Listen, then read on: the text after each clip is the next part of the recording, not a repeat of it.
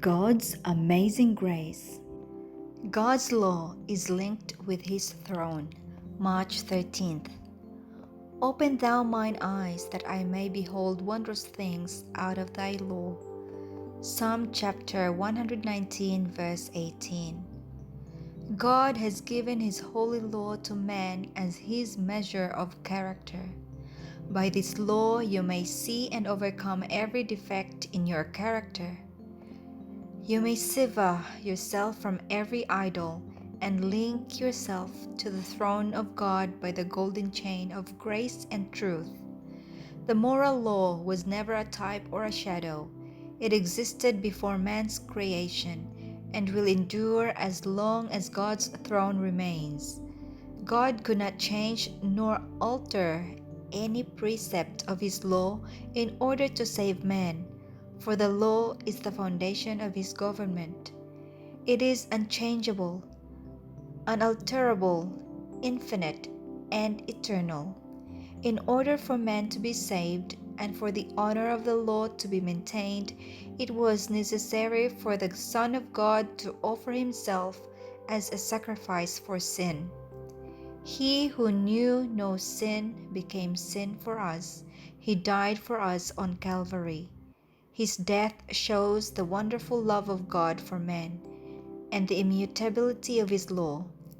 The glory of Christ is revealed in the law, which is a transcript of his character, and his transforming efficacy is felt upon the soul until men become changed to his likeness.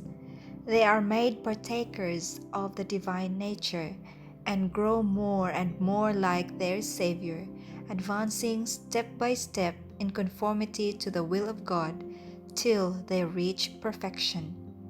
The law of God was not given to the Jews alone. It is of worldwide and perpetual obligation. Its 10 precepts are like a chain of 10 links. If one is broken, the chain becomes worthless.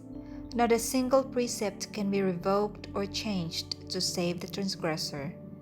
Christ designs the heaven's order, heaven's plan of government, heaven's divine harmony shall be represented in his church on earth. Thus, in his people he is glorified. Through them the Sun of Righteousness will shine in undimmed luster to the world. The church, endowed with the righteousness of Christ, is his depositary, in which the riches of his mercy, his grace, and his love are to appear in full and final display.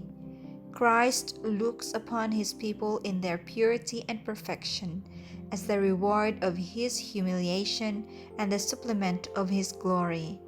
Christ, the great center, from whom radiates all glory.